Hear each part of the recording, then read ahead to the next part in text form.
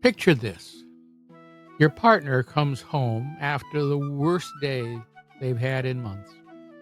They're frustrated, overwhelmed, and just need someone to be there for them. So here's the $1,000,000 question. Do you know exactly how to support them in that moment? Or do you find yourself saying the wrong thing, offering solutions when they need understanding, or maybe even making them feel worse? If you're like most people, you've been there, and it's heartbreaking. Welcome back to my channel, where we are building a world-class relationship here together. I'm thrilled that you're joining me on part 3 of our journey through the 5 pillars of extraordinary life. If you missed our previous videos, we've already covered creating high-quality foundation relationships and becoming an exceptional community. Today, we're diving deep into something that can make or break any relationship. Becoming masters of mutual support. Before we jump in, if you're getting value from this series, please hit the subscribe button and the notification bell. Your support helps me reach more couples who are ready to transform their relationship. And if you're serious about implementing these strategies, remember that my complete course includes detailed workbooks and extended lessons that go far beyond what we can cover here. Now, let's talk about why support matters so much. Think about the relationships in your life that feel the most meaningful. I guarantee they're the ones where you feel truly seen, valued, and supported. When we master the art of supporting each other, we create an unshakable bond that can weather any storm life throws our way. The third pillar consists of 3 interconnected skills that build upon each other.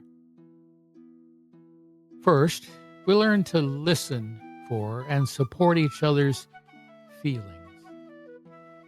Second, we discover how to show genuine appreciation. And finally, we master the art of being truly helpful together. These aren't just nice ideas, they're practical tools that will revolutionize how you connect with your partner. Let's start with supporting feelings. Here's what most people get wrong. When their partner is upset, they immediately jump into problem-solving mode.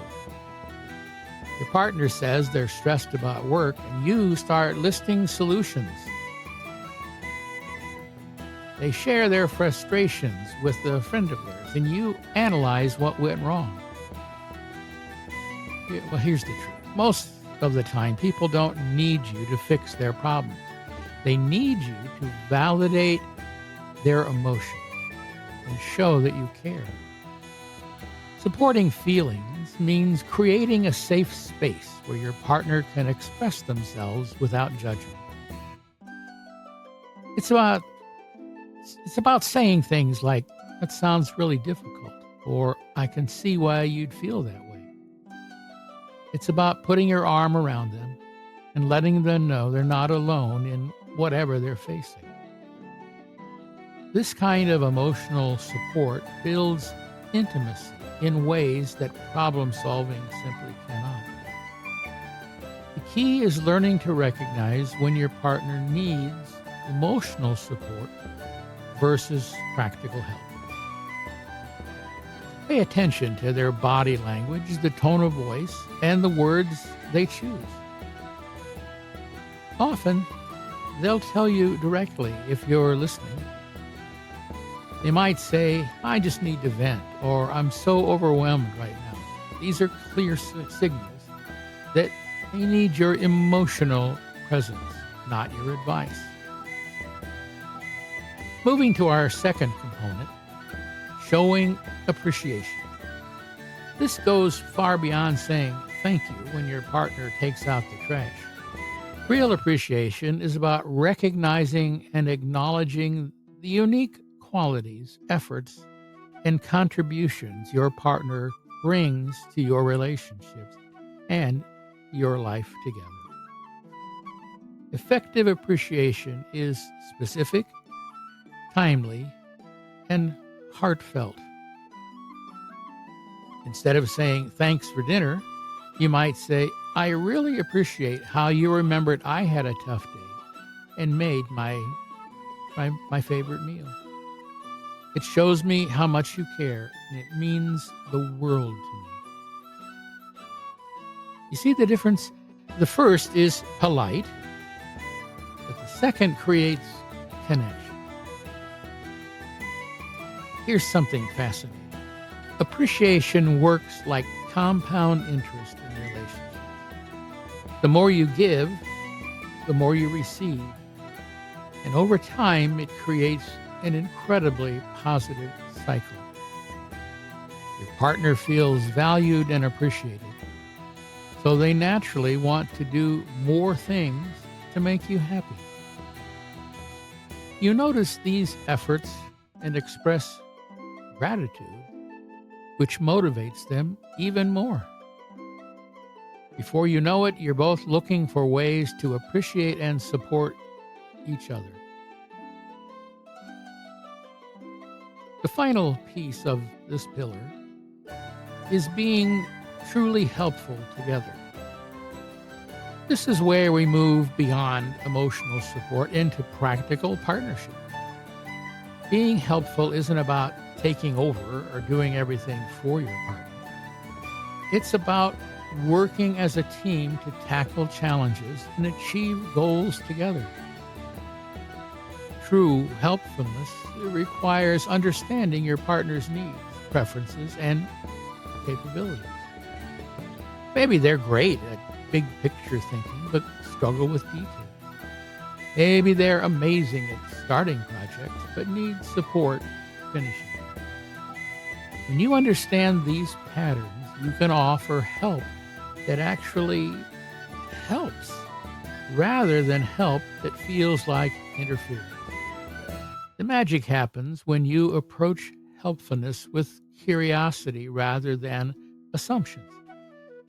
Ask questions like, what would be most helpful right now? Or how can I best support you with this? Sometimes the most helpful thing you can do is simply be present while they work through something themselves. Here's what I want you to remember. Mastering support isn't about perfection. It's about intention and practice. You're going to mess up sometimes. You might offer solutions when emotions are needed or jump in to help when your partner wants to handle something independently. That's normal and expected. The goal is to get better over time and create a relationship where both people feel consistently supported and valued. When you combine emotional support, genuine appreciation, and practical helpfulness, something beautiful happens. You create a relationship where both people feel safe to be vulnerable, confident in their worth, and capable of handling whatever life brings their way. Your challenge for this week is simple. Practice one aspect of support each day. Monday, focus entirely on supporting feelings without offering solutions. Tuesday, give 3 specific appreciations. Wednesday, ask how you can be helpful before jumping in. Keep building these skills and watch your relationship transform.